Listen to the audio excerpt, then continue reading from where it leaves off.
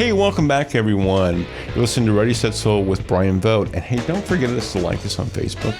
Go to Ready, Set, Sold with Bryan Vogt and like us. We have some great information on there, too. Also, we have podcasts now.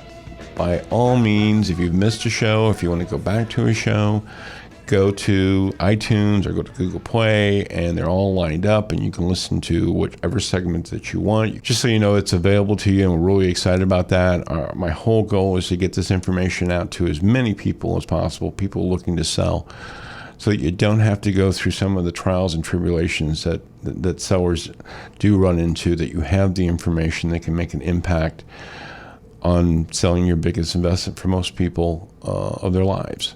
And it can be an easy, simple process with some work required. I'm not going to deny that, but getting some work up front will pay dividends, big dividends, when you put your house on the market and get it sold for top dollar. With that, I talked about dealing with the military, and again, speed. So they find the house that they want. They'll put an offer on it. Usually it's top dollar. Very seldom is it not. It really isn't. Again, they're motivated. They want to get it. They want to pay a fair price for your house, but they're not going to overpay. It's the speed of which you need to respond back. And again, if you have a military buyer, even if they've given you 24 hours, I don't care how much time they've given you, I would strongly suggest, if you're a seller, to respond back as soon as you can. And here's the reason why. We just had this happen not too long ago, and actually there's a couple of stories on this that happened. Understand that when they're looking at all these houses, they have their number one, but they normally have their number two, and it's not out of the question they have number three. So they do put an offer in. They do want a response back, and they may give you 24 hours. But there's a second and the third one usually sitting out there. And this situation is again, the seller chose not to act. It was on a Saturday. They were leaving Sunday. Yes, they gave 24 hours, and I understand that. But they were getting nervous. They were getting edgy. And they wound up deciding to rescind the offer. Now, this doesn't happen very often, but it does happen. And rescinding offer, as long as no action was taken and the sellers never agreed to terms, you can rescind an offer. The buyer or the seller can. Doesn't happen very often, but you can do that if no action was taken. And they rescinded the offer, and they went after number two. And number two, this situation, now they did limit the period of time to think something like 4 hours. Number two said, fantastic, got a deal, life is good. Doesn't happen every day, but it can happen. And so when you're dealing with the military, even if they're giving you 24 hours, it's usually best to act sooner because they have that timeline, and they do have those second and third houses. And it does happen that they will move on, and that's how it works. Again, it's important that you as a seller know that. You and your agent is letting you know that's a situation that we see so many times. And it doesn't happen every day, but it does happen. The other part about that is, are you flexible on your closing date? Understanding they're coming in.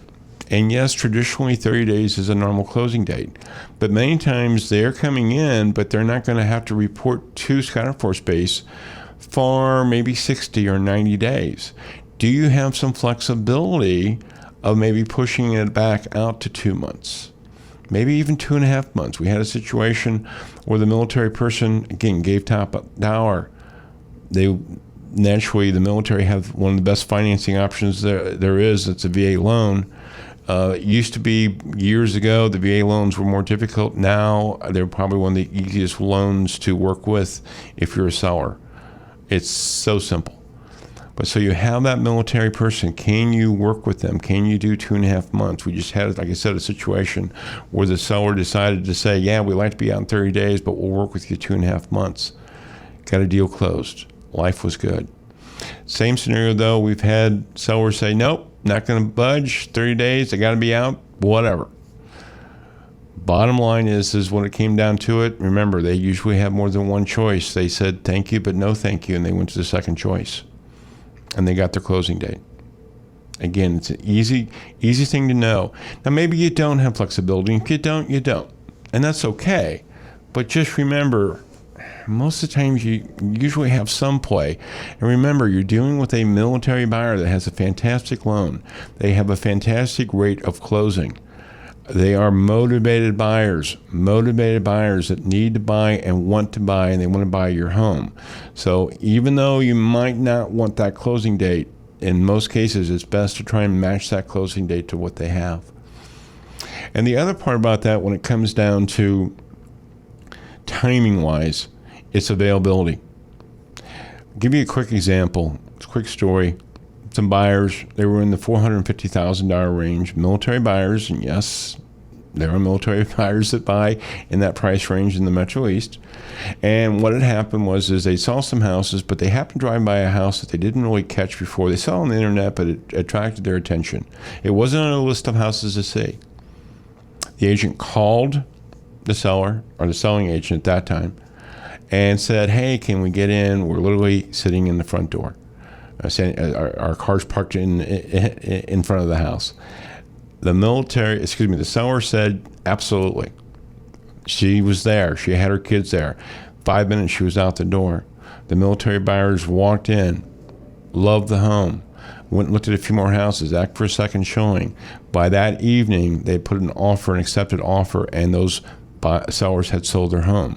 I bring this up, it can be in any price point, but when you're dealing with the military, again, time is not on your side as far as 24 hours or even 2 hours or even 3 hours. So you may have to be flexible on letting people in, especially if you know that they're the military.